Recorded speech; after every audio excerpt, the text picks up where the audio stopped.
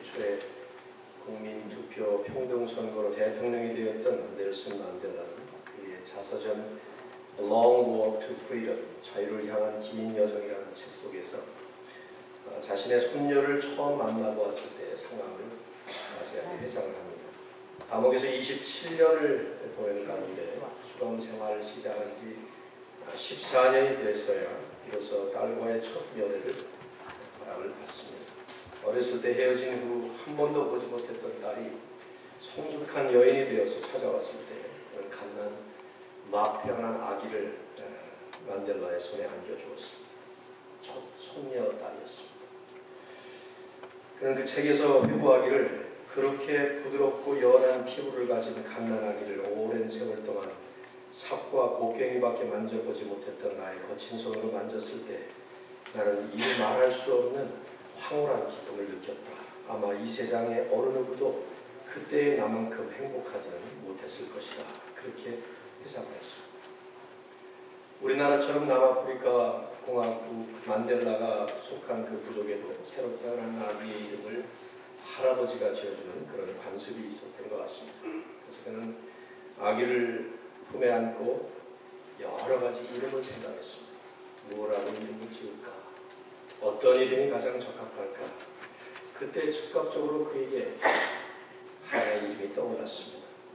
자유를 얻기 위해서 14년 동안을 기다렸지만 소망이 없었던 그 지난 세월, 주마등같이 지나갔습니다. 앞으로도 전혀 자유의 몸이 될 징조가 보이지 않는 감옥에 갇혀있던 자신의 상황을 생각하면서 그러나 장구한 세월 속에 항상 그의 머릿속에 자리를 잡고 있었던 한 가지 말이 생각났습니다. 그것은 소망이라는 말이었어요. 소망. 언젠가 반드시 이 소망 없이 보이는 이 남아프리카 공화국의 인종뿌리 정책이 폐지될 것이고 자유와 평등과 평화가 임하고 언젠가 반드시 새로운 정의의 시대가 도래할 것이라는 그 소망. 한 번도 그는 그 소망을 잃어버리지 않고 그 소망을 붙잡고 살아왔기 때문에 그래서 그는 손녀의 이름을 자지웨이라고 하는 소망이라는 이름을 지었습니다. 예수 그리스도의 부활이 우리에게 안겨준 선물이 무엇입니까? 하고 질문한다면 아마 우리는 산 소망 이렇게 대답할 수 있을 것입니다. 적어도 사도 베드로에게 묻는다면 그는 분명히 그렇게 대답을 할 것입니다. 우리 주 예수 그리스도의 아버지 하나님을 찬송하리로다. 예수 그리스도를 죽은 자 가운데서 부활하게 하심으로 말미암아 우리를 거듭나게 하사 산 소망이 있게 하셨도다. 오늘 본문은 우리에게 그렇게 말씀합니다. 산 소망, living hope, 죽은 소망이 아닌 산 소망, 헛된 소망이 아닌 참된 소망, 거짓 소망이 아닌 진실한 소망, 그리스도를 부활하게 하심으로 말미암아 하나님께서 저와 여러분에게 주신 것이 바로 산 소망인 줄 믿습니다. 오늘 우리에게 주신 산 소망이 과연 어떤 것일까요? 주님이 부활하심으로 말미암아 2000년 전에 부활하셔서 지금 2000년 후에 살고 있는 우리들에게 주신 산 소망이 무엇일까요? 오늘 본문은 우리에게 분명하게 두 가지를 말씀합니다. 첫째로 이 땅에서 사는 순간적인 삶이 아니라 천국의 영원한 삶을 바라볼 수 있는 산 소망을 안겨주셨습니다. 썩지 않고 더럽지 않고 쇠하지 아니하는 기업을 입게 하시나니 오늘 4절에 그렇게 말씀하죠. 곧 너희를 위하여 하늘에 간직한 것이라. 썩지 않고 더럽지 않고 쇠하지 아니하는 기업 곧 너희를 위하여 천국에 간직한 것이라. 9절 말씀은 그것이 영혼의 구원이라고 말씀을 합니다. 부활을 통해 우리에게 안겨주신 산 소망은 지금 우리가 발을 밟고 있는 이 땅이 아닌 하늘에 속한 기업이라는 것입니다. 잠깐 한시적으로 사는 생명이 아니라 영원한 하늘나라에서 영원토록 죽지 아니하고 사는 영혼의 구원, 영원한 생명, 영생의 축복을 하나님은 우리에게 안겨주셨습니다. 그리스도께서 죽은 자 가운데서 부활하심으로써 더 이상 우리는 이 땅의 소망을 갖는 것이 아니라 언젠가 사라지게 될 이 땅의 것들이 우리의 소망이나 궁극적인 목적이 아니라 영원한 하늘나라에 영원한 삶을 사는 새로운 소망을 갖게 되었습니다. 믿습니까?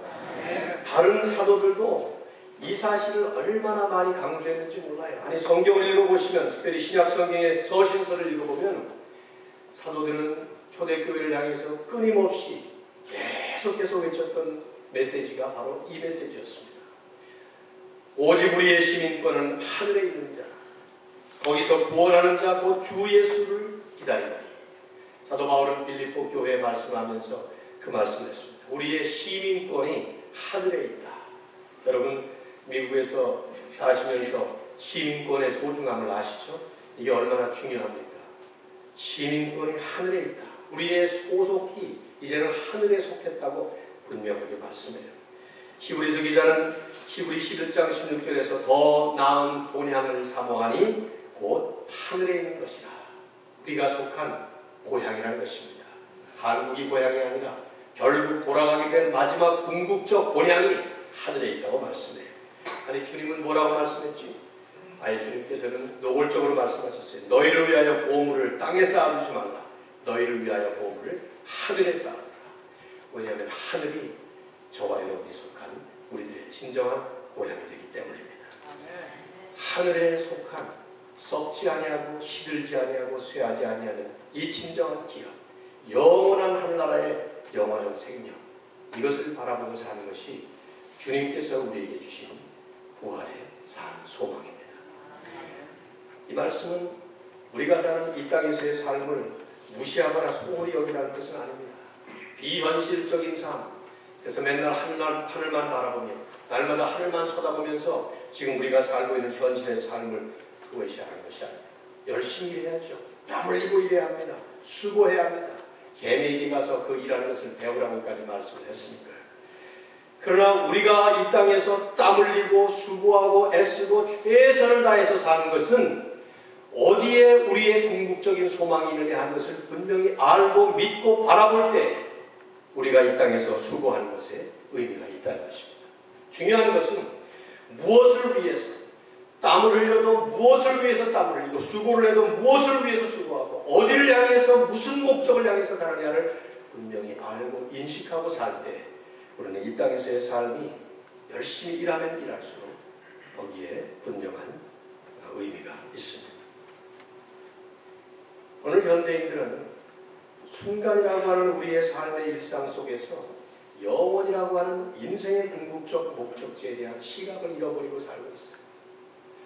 오늘이라고 하는 삶의 일상에 매여서 장차 우리에게 임할 하늘의 영광을 놓치고 살고 있다 하는 말입니다. 매일매일 우리 눈앞에 펼쳐지는 그것이 마치 우리 인생의 전부인 것처럼 우리를 착각하게 만드는 이러한 사단의 전략에 빠져있단 말이죠. C.S. 루이스는 스크루테이프의 편지라고 하는 그 책 속에서 사단의 전략이 무엇인지를 아주 적나라하게 파헤쳤습니다. 그는 거기서 그런 말을 했죠.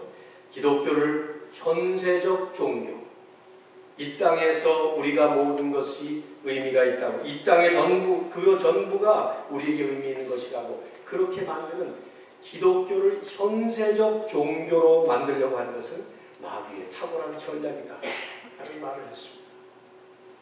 오늘 우리가 신앙생활을 하는 것에 의미가 어디에 있습니까? 우리가 이 아침에, 이 부활의 아침에 모여서 예배를 드리면서 확인해야 할 것이 무엇입니까? 그것은 우리의 삶은 이 땅의 삶이 전부가 아니고 하나님께서 우리를 인도하시고 하나님께서 우리를 인도하실 저 하늘에 썩지 않고 더럽지 않고 쇠하지 않는 그 영원한 기업, 영원한 생명, 영원한 하나님 나라에서의 그 소망을 우리는 삶의 목적으로 붙잡아야 될 줄로 믿습니다. 그렇게 할 때 두 번째로 오늘 그리스도의 부활이 우리에게 안겨준 산 소망은 고통스러운 현실의 삶 속에서도 믿음으로 우리는 진정한 참 기쁨을 누리게 되었다는 것입니다. 오늘 이 본문을 보시면 6절에 이렇게 말씀을 하고 있어요. 그러므로, 마치 결론처럼 말씀하죠. 그러므로 너희가 이제 여러 가지 시험으로 말미암아 잠깐 근심하게 되지 않을 수 없으나 오히려 크게 기뻐하는도다. 여러 가지 시험으로 말미암아. 여러 가지 시험이 무엇입니까? 오늘 이 베드로전서 1장 1절을 보시면 이 말씀을 받았던 그 당시에 그 초대 이 수신자들은 흩어진 나그네들이었다고 표현이 되고 있어요. 1절을 보시면 나그네들이었어요. 흩어진 나그네들이었습니다. 집을 잃고 가족과 헤어지고 재산을 다 빼앗기고 여기저기 흩어져서 이리저리 방황할 수밖에 없는 그런 디아스포라 크리스천들이었습니다. 그래서 본문에 보시면 잠깐 근심하게 되지 않을 수 없습니다. 근심이 있었어요. 염려가 있었다 이 말이죠. 고통과 괴로움이 있었다 이 말이에요. 그러나 그것은 잠깐 있다 가는 인생이기 때문에 잠깐 근심하는 것이다 이 말이죠. 그 잠깐은 근심할 수밖에 없었지만 그럼에도 불구하고 그들은 오히려 크게 기뻐하는도다. 얼마나 기뻐합니까? 오늘 본문의 8절을 보십시오. 이들이 그럼에도 불구하고 믿고 말할 수 없는 영광스러운 즐거움으로 기뻐하니. 이 표현이 얼마나 참 대단한 표현입니까? 말할 수 없는 영광스러운 즐거움으로 기뻐한다. 말로 표현할 수 없다는 거예요. 너무나 영광스러운 즐거움이기 때문에 말로는 표현할 수 없는 그런 기쁨이, 그런 즐거움이 이 초대교회에 흩어져서 사는 나그네들과 같은 이런 성도들의 마음 깊은 곳에 자리를 잡고 있었다는 것입니다. 비록 현실로 볼 때는 매일매일의 생활의 현실 속에서는 잠깐 고통이 있었어요. 괴로운 일들이 있었다 이 말이죠. 근심하는 일들이 있었다 이 말이에요. 그러나 그런 근심 가운데에서도 이들은 말로 표현할 수 없는 영광스러운 즐거움으로 기뻐하는 이런 진정한 참 기쁨의 삶을 살고 있었던 것입니다. 그것이 바로 그리스도의 부활을 통해서 이들에게 안겨준, 그리고 우리에게 안겨준 진정한 산 소망인 것입니다. 현실의 고통 속에서도 진정으로 누릴 수 있는, 믿음으로 누릴 수 있는 참 기쁨, 영광스러운 그 기쁨으로 살 수 있는, 오늘 이 부활의 아침에 저와 여러분에게 그러한 영광스러운 기쁨이 회복될 수 있기를 주님의 이름으로 축원합니다. 아멘. 여러분과 저의 삶 속에 언제 그런 영광스러운 기쁨이 있었습니까? 여러분 한번 생각을 해보십시오. 가만히 여러분의 삶을, 우리의 삶을 한번 면밀히 검토해 보세요. 정말 우리의 삶 속에 기쁨이 있습니까? 말로 하는 기쁨이 아니고 그냥 하는 말이 아니라 상투적인 언어로 말하는 기쁨이라는 말이 아니라 마음 깊은 곳에서 우러나오는 말할 수 없는 영광스러운 기쁨이 있느냐 이 말이죠. 너무 감격스러워서 오늘 이 부활의 주님이 이 부활의 아침에 우리에게 말씀하시는 말씀이 바로 이 말씀인 줄로 믿습니다. 말할 수 없는 영광스러운 그 즐거움. 부활의 주님을 만난 성도라면, 참 믿음을 가진 성도라면 그런 기쁨이 있어야 합니다. 우리의 기쁨은 세상의 현실 혹은 세상에 사는 삶의 여건이 안겨다주는 그런 기쁨이 아닙니다. 오히려 어려움 속에서도, 괴로움 속에서도, 현실에서는 괴롭지만, 어렵지만, 힘들지만, 오늘 우리 안 목사님 기도하실 때도 광야와 같은 이민 생활이라는 표현을 여러 번 쓰셨어요. 참 말도 어렵고, 이민 생활, 대부분의 그 이민 생활이라는 말 자체 속에는 고통과 어려움과 괴로움이라는 것이 그대로 내포되어 있는 그런 표현 아닙니까? 살면 살수록 소수민족으로서 내 마음에 있는 그 꿈과 소망을 마음껏 펼칠 수도 없는 그런 한계를 가진 우리의 생활. 그러나 그런 생활이 우리의 기쁨을 뺏어가지 못한다는 거예요. 부활의 주님 때문에. 주님의 부활을 통해서 우리에게 안겨준 산 소망 때문에 말이죠. 어려워도 하나님의 은혜 안에서 우리가 누리는 놀라운 즐거움과 기쁨과 영광이 있는 줄로 믿습니다. 이건 이론이 아니에요. 삶의 현실이죠.